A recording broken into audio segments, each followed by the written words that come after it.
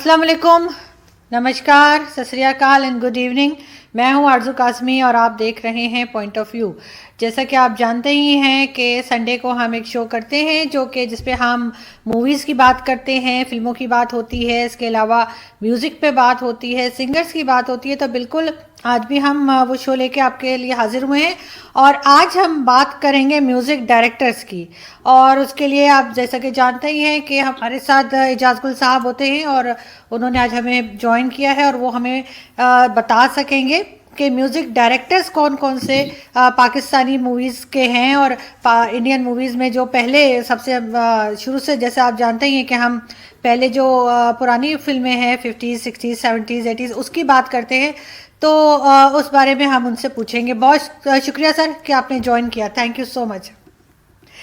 तो sir music directors आज हमने सेलेक्ट किया है कि उनके ऊपर बात करेंगे।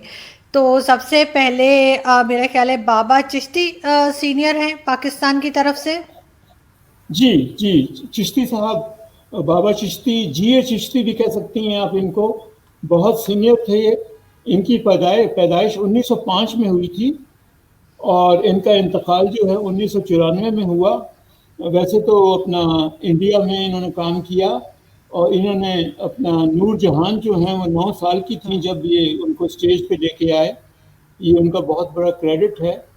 और इनकी एक और जो बहुत ज़रूरी चीज़ बतानी है वो ये है कि ये प्रोड्यूसर फ्रेंडली थे। मेरा मतलब है हमारे और म्यूज़िक डायरेक्टर जो हैं पाकिस्तान में भी और इंडिया में भी, वो बहुत बड़ा ऑर्केस्ट्रा नौशाद का या अपना एस डी बर्मन का या और म्यूज़िक डायरेक्टर शंकर जयकिशन ख़ास तौर पे और लक्ष्मीकांत प्यारेलाल, और ऑब्वियसली 80 आदमी 90 आदमियों का ऑर्केस्ट्रा हुआ करता था। तो वो प्रोड्यूसर फ्रेंडली नहीं थे, लेकिन बाबा चिश्ती जो है ये प्रोड्यूसर फ्रेंडली थे। इन्होंने, मेरा मतलब है, 13 म्यूजिशियंस के साथ भी गाने रिकॉर्ड किए हैं। और पहली बार इन्होंने ये किया कि जब अपना नज़ीर साहब इंडिया से आए और उनकी बेगम मैडम सोनलता, तो उन्होंने जो फिल्म बनाई फेरे, तो उसके लिए इन्होंने, फेरे के लिए इन्होंने एक दिन में 6 गाने जो हैं वो कंपोज किए, जो कि एक रिकॉर्ड है कि एक दिन में 6 गाने। और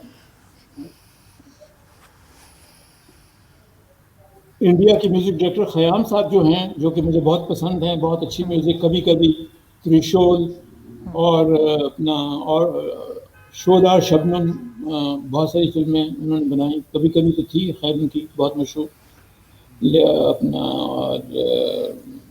और मैं सोच रहा हूँ उनकी और कौन सी फिल्में थी ख़याम की। तो ये ख़याम जो है इनके स्टूडेंट थे। और बाबा चिश्ती जो है पंजाबी फिल्मों में इनका बड़ा नाम था। और इनायत भट्टी और जुबैदा खानम और नूर जहान और सलीम रज़ा, इन्होंने इन सबको बहुत अच्छा गवाया। और इनकी मशहूर फिल्मों में लारे थी, फेरे थी, फिर पतन थी, उर्दू फिल्म नौकर, फिर आगा गुल साहब की फिल्म थी लख्ते जिगर, दुल्ला भट्टी, जिसका गाना वास्ता रद्दा तू जाने कबूतरा बहुत मशहूर हुआ था। और मुझे जो इनके गाने अच्छे लगते हैं, मैं इस प्रोग्राम में अपनी पसंद के गाने जो हैं आपको बताऊंगा इन म्यूज़िक डायरेक्टर्स के। अपना चंदा की नगरी से आजा दिन इंडिया, एक लोरी थी लख्ते जिगर की। और फिर वो ख्वाब सुहाना टूट गया। और फिर एक और लोरी थी नौकर फिल्म की, राज दुलारे मेरी अखियों के तारे मैं तो बारी बारी जाऊँ। और मेरी चुनी दियाँ रेशमी तंदा, एक पंजाबी फिल्म चट्टी थी, उसका ये गाना था। तो इनकी म्यूज़िक जो थी बहुत आसान थी और ये गाने लिखते भी थे अपने, लिरिसिस्ट भी थे ये। लेकिन इनकी सबसे बड़ी बात ये थी जो हमेशा याद रखी जाएगी, बहुत सादे थे ये। अपना कुर्ता पजामा पहना करते थे सफ़ेद, और डाउन टू अर्थ थे। और जैसे मैंने शुरू में कहा आपसे कि अपना नौशाद को आप या लक्ष्मीकांत प्यारेलाल को आप प्रोड्यूसर फ्रेंडली नहीं कह सकते, लेकिन बाबा चिश्ती जो हैं ये डेफिनेटली प्रोड्यूसर फ्रेंडली थे। मेरा मतलब है इनको अगर प्रोड्यूसर 5,000 देगा तो ये 5,000 से भी साइन हो जाएंगे, 10,000 देगा तो 10,000 से भी साइन हो जाएंगे। पैसा जो था कभी इनके लिए कंसिडरेशन नहीं थी, और शायद यही थी वजह कि बहुत पैसा इनके पास नहीं था। लेकिन ये हमेशा याद रखे जाएंगे। बिल्कुल ठीक। और फिर सर दूसरे नंबर पे हम किसको डिस्कस करेंगे, जो क्योंकि हम मास्टर सीनियरिटी के मास्टर हिसाब से बात करते हैं जी। मास्टर इनायत हुसैन थे। हम्म। इनकी पैदाइश 1916 की है और 1995 में ये इंतकाल कर गए। तो इन्होंने कोलंबिया ग्रामोफोन और हिज मास्टर वॉइस, जो बहुत बड़ी रिकॉर्ड कंपनीज हुआ करती थी, उनमें काम किया। और यहाँ पे इन्होंने रोशन आरा बेगम और तायरा सैयद की वालदा मलका पुखराज जो है, उनके साथ भी इन्होंने काम किया। और वो एक महंगे म्यूजिक डायरेक्टर थे अपना, और उन्हें अमीर प्रोड्यूसर जो हैं वो अफोर्ड कर सकते थे। और जैसे जगदीश आनंद साहब, आगा गुल साहब, अनवर कमाल पाशा साहब, जो जानते थे कि हमें पैसा लगाना है, बड़ा ऑर्केस्ट्रा होता था, मेहनत करते थे। और मतलब है कभी भी मीडियोक्रिटी जो है इनके काम में नहीं आई। और गुमनाम सबिया और सुधीर की हमने उसका जिक्र किया था, पायल में गीत हैं शम शम के, और फिर कातिल उल्फत की नई मंजिल को चला तू डाल के बाहें बाहों में। और फिर एक तेरा सहारा और नायला, इश्क पर जोर नहीं दिल देता है रो रो दुहाई, किसी से कोई प्यार न करे, इसको बेहतरीन गाने का अवार्ड मिला था अपना, इश्क पर जोर नहीं की इस गाने को। और फिर रिवाज, दिल बेताब और अनारकली, जो कि एक तरीके से हमारी मुग़ल आज़म थी पाकिस्तान की, नूरजहान ने किरदार अदा किया था मरकज़ी। मास्टर इनायत बहुत अच्छे म्यूजिक डायरेक्टर थे। इनका आखिरी दौर जो था बड़ा मुश्किल था। फिल्म वाले जो हैं इन्होंने पैसा बचा के नहीं रखते और शाह खर्चियाँ करते हैं ज़िंदगी में। और तो एक वक्त ऐसा आता है कि उन्हें महसूस होता है कि काश के उन्होंने अपना किटी में कुछ रखा हुआ होता, ताकि जब मुश्किल वक्त आए तो उसका गुजारा हो, लेकिन नहीं करते इंडस्ट्री वाले, करना चाहिए उनको। चुनांचे मैंने पायल में गीत हैं छम छम के जिक्र किया। फिर फिल्म अजरा का एक गाना था, सब दागे दिल चिराग बनाकर जला दिए। और फिर कहाँ तक सुनोगे और कहाँ तक सुनाएं, और दिल देता है रो रो दुहाई, इश्क पर जोर नहीं, फिल्म का था गाना। और फिर नायला के 3 गाने थे, दूर वीराने में एक शम्मा है रोशन कब से, और तड़पना भी हमें आता है, तड़पाना भी आता है। और फिर कोई प्यार का तराना गोरी पिया को सुनाओ, अभी दिया न बुझाओ, बड़ी रात पड़ी है। तो मास्टर इनायत हमारे अच्छे म्यूजिक डायरेक्टर थे। सर पहले के एक्टर्स और जो म्यूजिक डायरेक्टर्स होते थे, चाहे डायरेक्टर्स होते थे, वो इस तरह से कहीं अपने पैसे इन्वेस्ट नहीं करते थे, जिसकी वजह से अक्सर देखा गया है कि काफ़ी परेशानी में उनका आखिरी वक्त गुजरा। लेकिन आजकल तो ऐसा नहीं है। आजकल तो एक्टर्स हों चाहे डायरेक्टर्स हों चाहे म्यूज़िक डायरेक्टर्स हों, वो काफ़ी पहले से जो है मेरे ख्याल है ये चीज़ उन्होंने सीख ली है कि ऐसा नहीं करना चाहिए। और ये पैसा या ये काम हमेशा नहीं आता रहेगा, एक टाइम होता है जब तक काम आ रहा होता है। तो आजकल तो जितने एक्टर्स हैं हम उन्हें देखते हैं कि उन्होंने कहीं ना कहीं इन्वेस्ट किया हुआ है और काफ़ी बेहतर हालत में है। यहाँ तक कि अगर आप पुराने एक्टर्स को भी सॉरी पुराने एक्टर्स को भी अगर देखें, चाहे वो धर्मेंद्र हों या अमिताभ बच्चन हों, वो सब अच्छे उसमें रहते हैं और उन्होंने इन्वेस्ट किया हुआ है और उनको अपना थोड़ा बहुत खैर काम भी मिल रहा है, ऐसा नहीं है। लेकिन जो काम नहीं कर रहे वो भी मैंने नहीं देखा कि आजकल कोई ख़ास कोई परेशानी में हो कोई एक्टर या डायरेक्टर। जी ठीक कह रही हैं, ठीक कह रही हैं आप। ये अपना तब्दीली आई है, यहाँ भी आई है। मुस्तफ़ा कुरैशी और हमारे नदीम साहब जो हैं, जावेद शेख साहब जो हैं सीनियर आर्टिस्ट, बहार बेगम हैं, इन्होंने सब कुछ अच्छे तरीके से इन्वेस्ट किया। लेकिन दुख उस बात का है जिन्होंने इन्वेस्ट नहीं किया और जिन्हें जिन्हें बहुत बहुत ह्यूमिलिएशन और इंसल्ट जो है वो फेस करनी पड़ी अपने करियर में। काश के ऐसा होता कि वो अपना करते। और फिर ये भी एक है कि अपना एक इन्हें हुकूमत की मैं बात नहीं कर रहा बिल्कुल किसी तरह भी, इसमें हुकूमत आती है, ठीक है, एक तरह से कुछ लोग कहते हैं आती है, लेकिन मैं समझता हूँ कि फिल्म ट्रेड को खुद एक फंडिंग जो है इनकी एक बनानी चाहिए और लेना चाहिए पैसा इनसे, बेनेवोलेंट फंड कहते हैं जिसे, ताकि ये अपनी अपनी अपनी हर फिल्म में से अगर ये 5,000 रुपया भी दें तो वो एक बहुत बड़ा फंड बन जाएगा इनके लिए और इन्हें ये कुछ फेस नहीं करना पड़ेगा इस उम्र में आके। बिल्कुल बिल्कुल ठीक कह रहे हैं आप जी सर। उसके बाद हम बात करेंगे रशीद अत्रे साहब की। जनाब रशीद अत्रे साहब भी बहुत ही अच्छे म्यूज़िक डायरेक्टर थे। तबले की इनमें महारत थी और हिंदुस्तान में बनने वाली फिल्में जो हैं आज़ादी से पहले, उसमें पगली और नतीजा और शिकायत, ये 3 फिल्में थी। और पाकिस्तान बनने के बाद वो लाहौर आ गए और म्यूज़िक के घराने से उनका ताल्लुक़ था और उन्हें बहुत शौक़ था कि नूरजहान जो है वो उनकी कॉम्पोजिशन में गाए। लेकिन नूरजहान जब अपना माइग्रेशन करके आई पहले कराची और फिर लाहौर, तो उन्होंने सिर्फ उन फिल्मों के लिए गाने गाए जो कि गाने उन पे पिक्चराइज होते थे। मसलन चनवे है या इंतज़ार है या कोयल है या अनारकली है, ये वो फिल्में थी जिसमें नूरजहान हीरोइन थी। गालिब इनकी आखिरी फिल्म थी, उसमें भी हीरोइन थी। प्लेबैक जो है इन्होंने वो ऑलमोस्ट बहुत देर में 1961 में देना शुरू किया। चुनाचे ये ख्वाब जो था, ये ख्वाहिश जो थी रशीद अत्रे की नूरजहान उनकी मौसीकी में गाएं, वो पूरी नहीं हुई और फिर इन्होंने नसीम बेगम और ज़ुबैदा खानम से गाने गवाए। और फिर 1961 में जब नूरजहान ने अपना एजाज साहब से शादी करने के बाद फिल्मों में काम करना बंद कर दिया और सिर्फ प्लेबैक देना शुरू किया, तो सलमा फिल्म जो है उस दौर की ज़िंदगी है या किसी का इंतज़ार, वो गालिबन one of the first films थी जिसमें रशीद अत्रे की म्यूज़िक थी और नूरजहान ने गाने गाए। और फिर देखिए सितम ज़रीफ़ी कि रशीद अत्रे ने खुद एक फिल्म प्रोड्यूस की, मौसीक़ार सबिया और संतोष, और उसके सारे गाने जो हैं उन्होंने वो फिर नूरजहान से लिए और खूब गाने थे मौसीक़ार के। आज भी उसके वो गाने, गाएगी दुनिया गीत मेरे, बड़ा मशहूर गाना नूरजहान का वो मौसीक़ार फिल्म से ही है।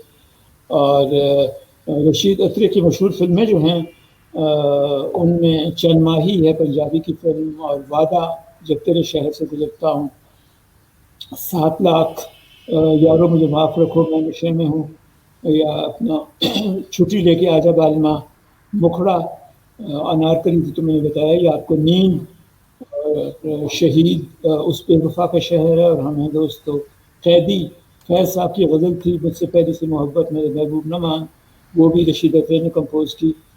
और पायल की झनकार, पंजाबी फिल्म मिर्ज़ा जट।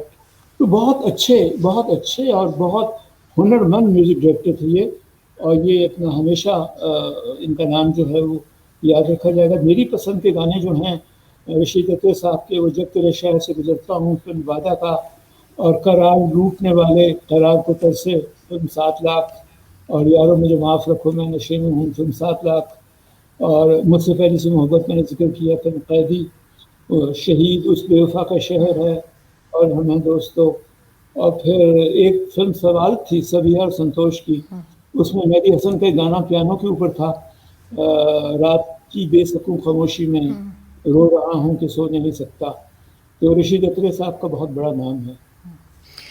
बिल्कुल। और सर जहाँ तक मुझे याद पड़ता है कि एक प्रोग्राम आया करता था, बल्कि इलेक्शंस के बीच में भी जब रिज़ल्ट बताया जा रहा होता था तो आता था सिल्वर जुबली के नाम से, अनवर मकसूद साहब का। उसमें अक्सर वो पुरानी फिल्मों के गाने जो है वो लोग गाते थे, और बहुत से नए सिंगर उसमें से निकल कर और बड़े बड़ा उनका नाम हुआ है, बहुत ज़्यादा आगे बढ़े हैं वो लोग। लेकिन अब इस तरह का कोई शो नहीं आता जिसको हम लोग, जिससे हम पाकिस्तानी पुराने गाने सुन सकें, हमें वो देखने को मिले, या इवन ऑडियो जैसे वो स्टेज पे गाया करते थे लोग, और उसमें बहुत से हमारे फिल्म एक्टर भी शरीक होते थे उस शो के अंदर। तो आप इस इंडस्ट्री में हैं, आप काम कर रहे हैं, तो आप क्यों नहीं किसी को सजेस्ट करते कि उस तरह का कोई शो दोबारा शुरू किया जाए जिसमें हम जो है पुराने एक्टर्स जो हमारे हैं अभी या नए हैं जो भी, उनसे भी मिलवाया जाए, और पुराने गाने ख़ास तौर पे, नए गाने तो मैं नहीं कह सकती कुछ, लेकिन पुराने गाने ज़रूर लोग सुनना चाहेंगे। जी, अपना आरज़ू मेरे ख्याल में फ़िल्म आर्काइव्स अगर पीएनसीए जो बना रहा है, बनाने की कोशिश कर रहा है, वो बन जाए, तो ये फिर ये मटेरियल जो अवेलेबल होगा, और ना सिर्फ पाकिस्तान टेलीविज़न बल्कि प्राइवेट टीवी स्टेशन जो हैं उन तक भी ये मटेरियल पहुंचेगा, ताकि हमारे आर्टिस्ट और हमारे सिंगर्स, हमारे कंपोज़र्स और गाने लिखने वाले लिरिसिस्ट जो हैं वो उनका नाम ज़िंदा रहे।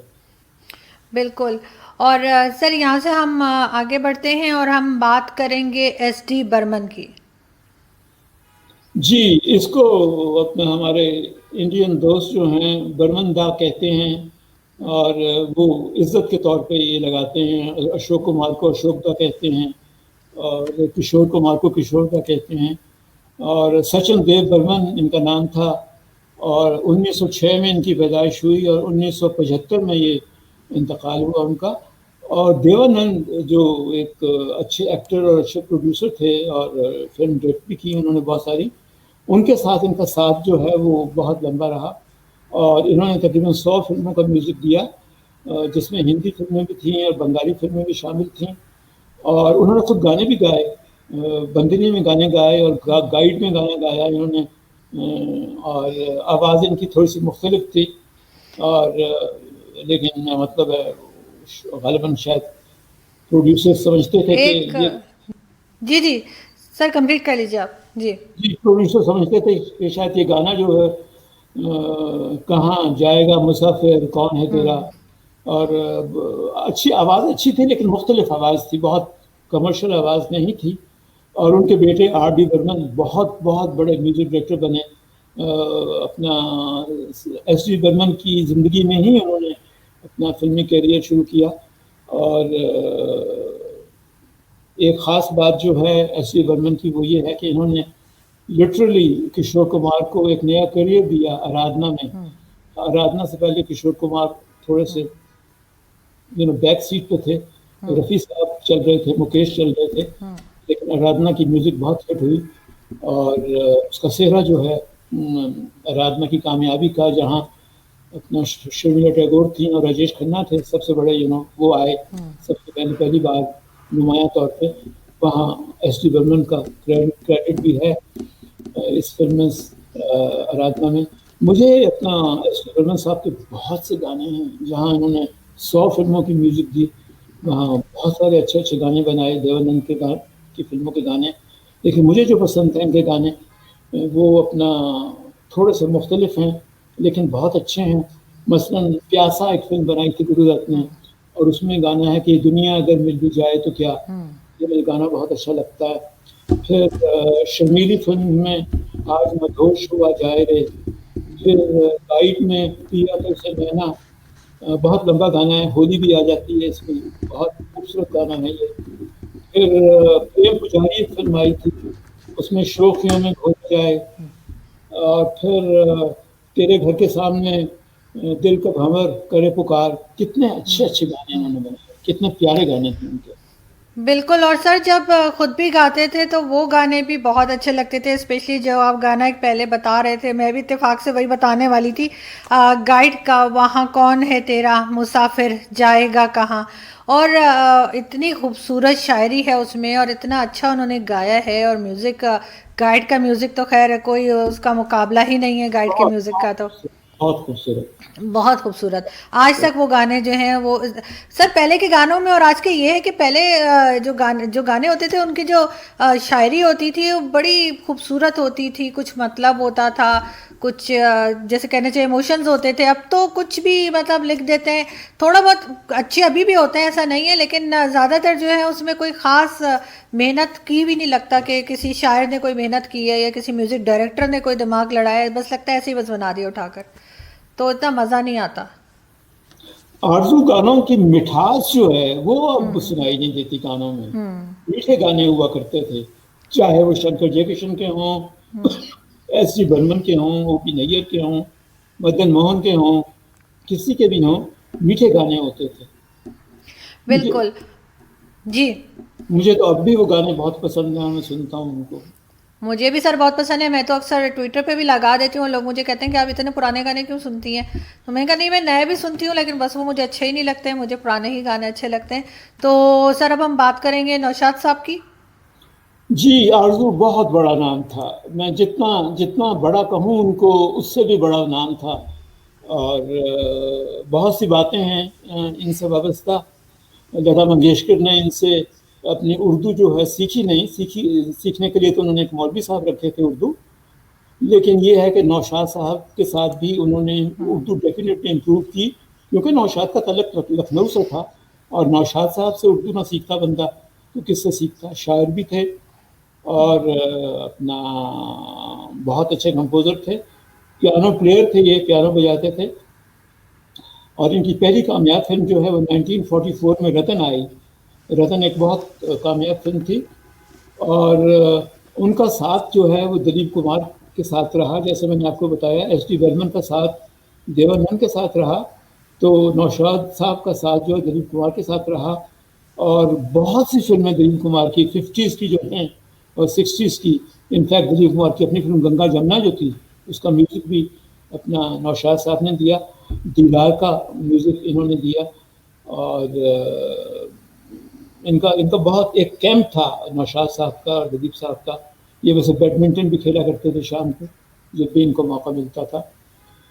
और लोक संगीत जो है, लोक फोक और उत्तर प्रदेश का लोक म्यूज़िक और क्लासिकल म्यूज़िक, उसकी कॉम्बिनेशन जो है वो अपना नौशाद साहब का एसेंस था।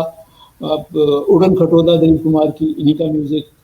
और उड़न खटोला के भी प्रोड्यूसर भी थे।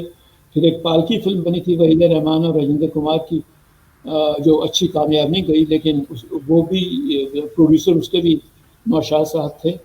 और फिर इनके असिस्टेंट थे गुलाम मोहम्मद, जो पाकीज़ा का म्यूज़िक दे रहे थे, और उनका इंतकाल हो गया अपना गाने रिकॉर्ड करने के बाद।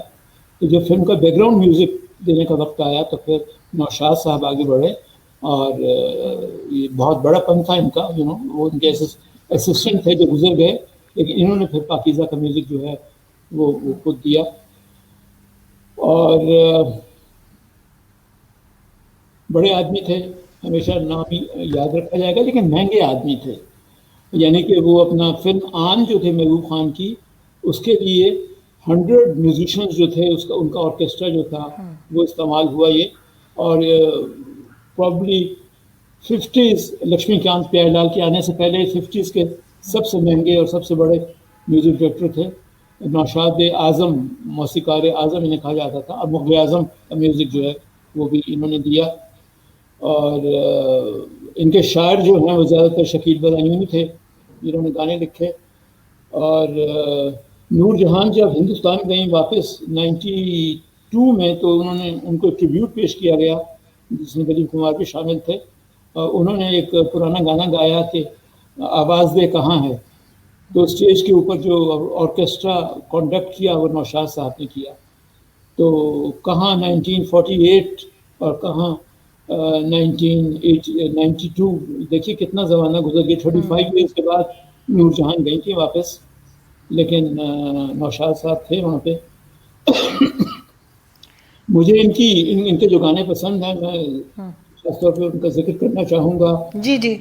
एक दीदार फिल्म थी दिलीप कुमार की, बचपन के दिन भुला न देना।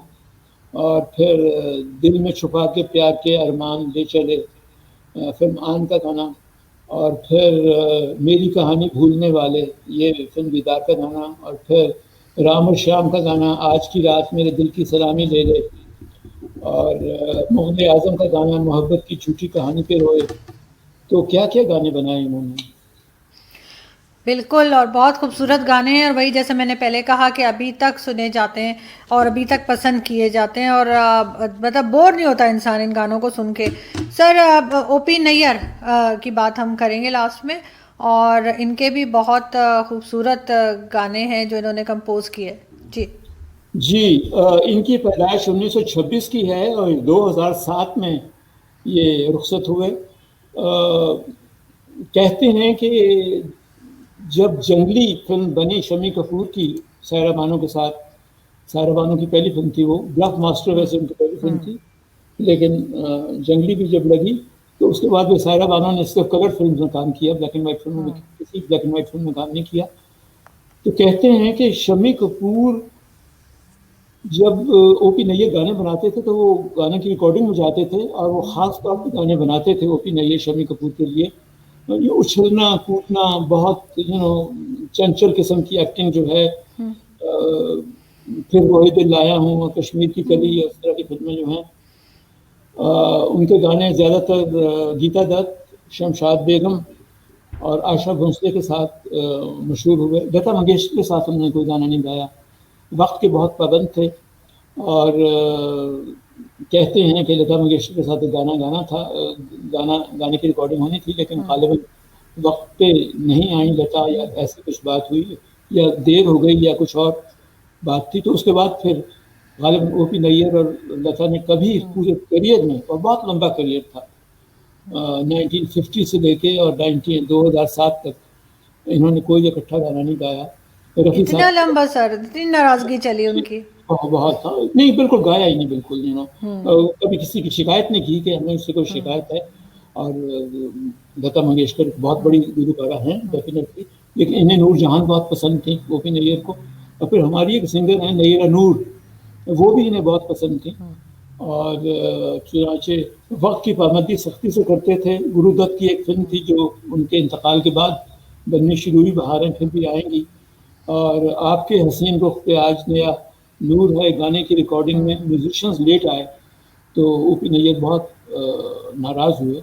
चुनाचे वक्त का बहुत ख्याल ये रखते थे। और रिदम जो है उसके ये मास्टर थे। रिदम से अच्छा शायद कोई और गाने नहीं बना सकता थे जितने नैयर साहब बनाते थे। और चंचल गाने हुआ करते थे। शम्मी कपूर का उछलना कूदना, कहते हैं कि शम्मी कपूर इनके गानों पे उछलते कूदते थे और नैयर साहब जो हैं उनके लिए म्यूज़िक बनाया करते थे ख़ास तौर पे। अपना आरज़ू, मेरे लिए बहुत मुश्किल है कि मैं सिर्फ इनके 5 गाने आपको बताऊं, इसलिए कि लिटरली मेरा मतलब 20-25 गाने तो कहीं गए नहीं, मुझे बहुत पसंद है। नहीं सर, लेकिन बताइए प्लीज, ये जितना अपना, बताना चाहे। हाँ, एक वो फिल्म बनी थी दिलीप कुमार और विजयंती माला की, तांगे के ऊपर गाना है, मांग के साथ तुम्हारा मैंने मांग लिया संसार। बिल्कुल। नया दौर फिल्म थी, बहुत चंचल, बहुत खूबसूरत गाना था, बीट थी उसकी एक बहुत खूबसूरत। और फिर आपके हसीन रुख तो मैंने आपको बताया ही, बहारें फिर भी आएंगी, ये सुनील अपना गुरुदत्त नहीं बना सके। और फिर हावड़ा ब्रिज पे गाना था आइए मेहरबान, आशा ने गाया था। बहुत खूबसूरत गाना है सर ये वाला भी। पिक्चराइज हुआ था, बहुत प्यारा बहुत गाना, जबरदस्त, बहुत प्यारा गाना है। प्यारा गाना था। और फिर आर पार का एक गाना था, जाने कहाँ मेरा जिगर गया जी, ये जॉनी वॉकर में पिक्चराइज हुआ था। बिल्कुल, अभी भी आता है सर, कल भी आ रहा था टीवी पे और इतनी हंसी आ रही थी देख के और इतने मजे का वो गाना लग रहा था। और कभी उस गाने से मैं बोर नहीं होती, मैं सारे काम छोड़ के वो गाना देखती हूँ जैसे ही वो आता है। और जैसे ही वो अच्छा, सॉन्ग शुरू होता है बहुत मजे का, कभी टेबल के नीचे जा रहे हैं, कभी उधर घुस रहे हैं, कभी उधर, इतने मजे का वो पिक्चराइज भी बहुत अच्छा किया हुआ है। और जब वो गाना खत्म होता है तो तमाम ऑफिस वाले जो हैं वो इकट्ठे हो चुके हैं, उन्हें देख रहे हैं। जॉनी वॉकर साहब ने उसमें जान डाल दी जैसे उस गाने हाँ, के अंदर। बहुत खूबसूरत था। अच्छा, फिर गुरुदत्त की एक फिल्म बनी थी मिस्टर एंड मिसेस 55, उधर तुम हंसी हो इधर दिल जवां है, मधुबाला और गुरुदत्त का बहुत ही प्यारा गाना था। और फिर आर पार ये लो मैं हारी पिया, और फिर कभी यार कभी पार, ये तो एक जैज ट्यून भी है अपना हमारे मोबाइल फोन्स के ऊपर। और फिर तांगे के गाने जो हैं इन्होंने बहुत अच्छे बनाए। बलमा, खुली हवा में, कश्मीर की कली, और हौले हौले चलो मेरे सांवरे, सावन की घटा। और मैं बहुत मिस करता हूँ इसलिए कि अपना इनकी म्यूज़िक जो है ओपी नैयर की, वो वो बड़ी लाइव थी वो म्यूज़िक। और जिसे कहते हैं ना जिंदा दिली जो है वो हमें इनकी म्यूज़िक में आती थी। और ये भी अपना कोई 100 म्यूजिशियंस के साथ गाने रिकॉर्ड नहीं करते थे। गुरुदत्त के जब माली हालात ख़राब थे तो गुरुदत्त इनके पास आए, उनकी बात हुई तो बहुत ही इकोनॉमिकली ऑर्केस्ट्रा जो है, प्रोड्यूसर्स फ्रेंडली ऑर्केस्ट्रा, उसमें इन्होंने गाने रिकॉर्ड किए। और हमेशा भी म्यूज़िक जिंदा रहेगी ओपी नैयर की। और मैं इनका बड़ा मदा हूँ, बहुत बड़ा मदा हूँ ओपी नैयर बिल्कुल सर, मैं तो आप आज जिन लोगों की बात की है उन सभी के गाने मुझे तो बहुत ही पसंद है। मेरे ख्याल है 1980 में एक ऐसा ज़माना आया था 1980s के, अगर हम फिल्में उठा के देखें तो फिल्में भी बहुत ही बकवास हुआ करती थी, बहुत ही फजूल फिल्में। और म्यूज़िक भी 80s का इतना कोई ख़ास नहीं है। उसके बाद जब 90s में अगर हम आते हैं तो फिर दोबारा से संभलना शुरू किया। यानी मैंने ये भी सुना या पढ़ा है कहीं पे कि 80s के दौर में कोई 3 साल ऐसे थे कि फिल्म फेयर अवार्ड्स भी नहीं हुए। उन्होंने कहा इतनी फजूल फिल्में बनी है कि हम क्या अवार्ड दें, तो 3 साल फिल्म फेयर अवार्ड्स हुए ही नहीं। और उसके बाद दोबारा से 1990 में यानी जो है वो दोबारा से थोड़ा सा संभाला लेना शुरू किया, और अब तो खैर काफ़ी अच्छी फिल्में बन रही हैं, लेकिन म्यूज़िक अभी भी उस लेवल का नहीं है। ज़्यादातर मिक्स कर देते हैं पुराने गाने ही उठा के।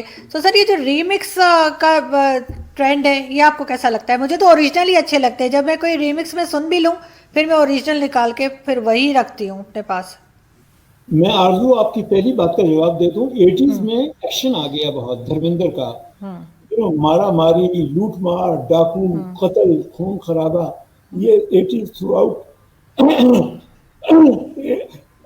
80s भरा हुआ है खून खराबे से, और म्यूजिक की कोई गुंजाइश नहीं थी उसमें। और शायद यही वजह थी कि अपना अच्छे गाने नहीं बने। 90s की आपने बात की, गाने फिर से अच्छे बनने शुरू हुए। उसकी एक वजह यह भी थी कि दो भाई थे, चेतन ललित, और उन्होंने बहुत अच्छे गाने बनाए। दोनों भाइयों ने मिलकर इकट्ठे बनाते थे वो, लक्ष्मीकांत प्यारेलाल की तरह। और चुनाचे अच्छी म्यूजिक आई 90s में। और लेकिन पहले नहीं बने गाने। और जहाँ तक आपने रीमिक्स की बात की, तो मैं आपसे फुली एग्री करता हूँ कि रीमिक्स जो हैं गाने, उन वो मुझे ये समझ नहीं आती। वो एक है ना अमेरिकन एक्सप्रेशन के, जो चीज़ टूटी नहीं हुई उसको क्यों तुम जोड़ रहे हो। तो जो गाने बहुत अच्छे बने हुए थे वो फिर से गाने गाने का कुछ तो बनता नहीं है। पाकिस्तान में भी बन रहे हैं, एफएम में हर रोज मुझे दर्जनों रिमिक्स गाने सुनने को मौका मिलते हैं। लेकिन ये है कि अपने लता मंगेशकर ने बहुत अच्छी बात कही थी, उसने सारी कहानी बयान कर दी रिमिक्स की। वो कहने लगी मुझे रिमिक्स पसंद नहीं है बिल्कुल, और मुझे अच्छी नहीं लगती रिमिक्स। लेकिन अगर लोगों को पसंद है रीमिक्स, तो जब भी लोग ये रीमिक्स बन रहे हैं, क्योंकि रीमिक्स बन रहे हैं इसलिए कि लोग जो है रीमिक्स को सुन रहे हैं। लेकिन बकौल लता मंगेशकर के मुझे वो गाने रीमिक्स पसंद नहीं है। और आपने अभी बताया कि आपको भी बहुत बहुत कम गाने ऐसे हैं जो अच्छे लगते होंगे। मुझे भी अच्छे लगते हैं रीमिक्स। नहीं सर, मुझे तो रीमिक्स कोई भी अच्छे नहीं लगते। मुझे तो ओरिजिनल ही जो गाने हैं उनको मैं फिर अगर इनफैक्ट भूल भी गई हूँ और रीमिक्स से याद आ जाता है, तो फिर मैं ओरिजिनल गाना ही निकाल के डाउनलोड कर लेती हूँ।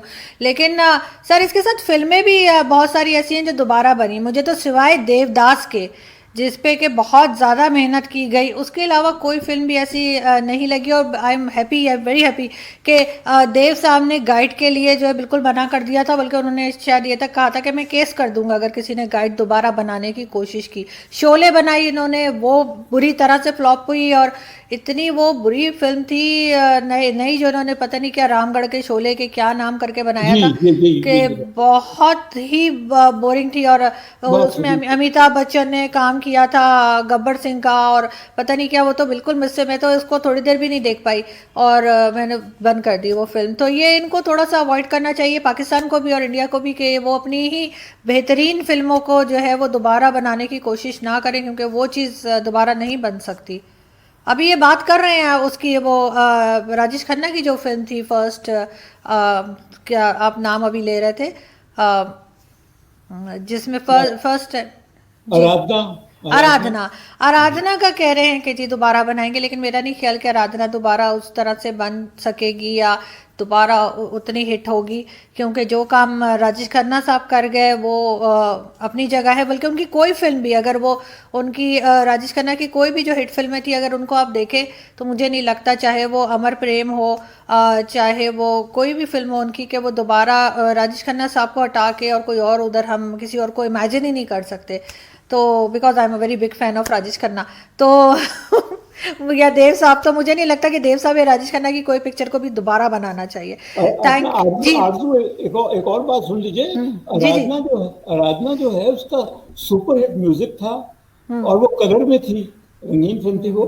चुनाचे मुझे तो तुक नजर नहीं आता राजेश खन्ना के होते हुए, शर्मिला टैगोर के होते हुए, कलर्स के होते हुए, और एस डी बर्मन की म्यूजिक होते हुए उसको कोई फिर से बनाया जाती होगी, बहुत सख्त बिल्कुल जाती बिल्कुल। और वो दोबारा से वो डायरेक्शन और दोबारा से वो सब कुछ वो ला भी नहीं सकते सर। अभी होगी। नहीं इनके नहीं। सामने शोले की मिसाल है इनके पास, कि किस तरह से शोले को बनाया, और फिर क्या हुआ। डॉन डॉन को कुछ नहीं कर पाए।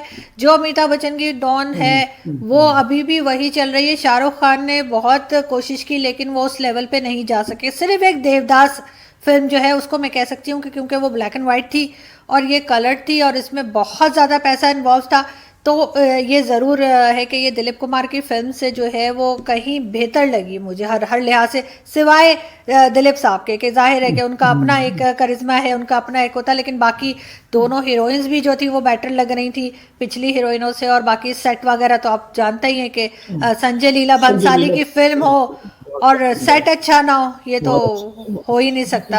मतलब ये तो कोई बच्चा भी बता देगा कि संजय लीला भंसाली की फिल्म में तो सेट तो होंगे ही जबरदस्त। आरजू बहुत आरजू जी। आरजू वो आर्ट डायरेक्टर भी हैं, आर्ट अच्छा, डायरेक्टर भी हैं वो। हाँ, संजय अभी तो संजय काफी लीला टाइम से उनकी भंसाली। कोई फिल्म आई नहीं है उनकी, आई एम जस्ट वेटिंग, कोई पिक्चर काफी दिनों से उन्होंने बनाई नहीं, से पैसे खत्म हो गए होंगे तो जितना खर्च थैंक, करते हैं वो, जितना खर्च करते हैं बहुत वो। बहुत खर्च करते हैं, और जो बेहतरीन डिजाइनर्स और वो होते हैं वो बस जैसे इंसान देखता रह जाता है। स्पेशली जो सॉन्ग्स उन्होंने बनाए थे देवदास के, वो आज तक ऐसे हैं कि बहुत बस उम्दा, आप बहुत जब उम्दा, देखें बहुत बहुत खूबसूरत, बहुत बेहतरीन। खूबसूरत। बिल्कुल, जबकि उनकी जो पहले जो फिल्म आई थी हम दिल दे चुके सनम, उसको भी उसने बहुत पीछे छोड़ दिया देवदास हम्म, ने, और बहुत बेहतरीन फिल्म उन्होंने बनाई। तो लेकिन जाहिर है हर चीज़ के अंदर पैसे के साथ लेकिन दिमाग भी चाहिए होता है, खाली पैसे से कुछ नहीं होता, लेकिन ये कि बिल्कुल। उन्होंने दोनों चीज़ें उधर आपको दोनों कॉम्बिनेशन मिल जाएंगे।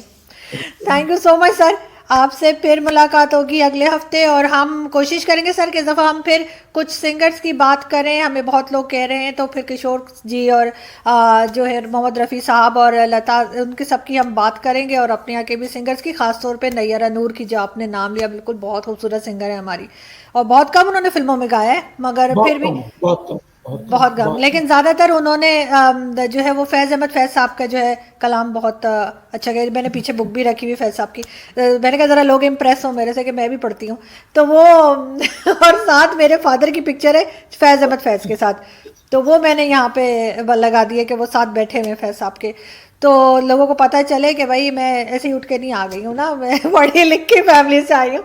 तो thank you so much sir, बहुत अच्छा लगा आपसे बात करके, फिर अगले हफ्ते आपसे मुलाकात होगी। Thank you.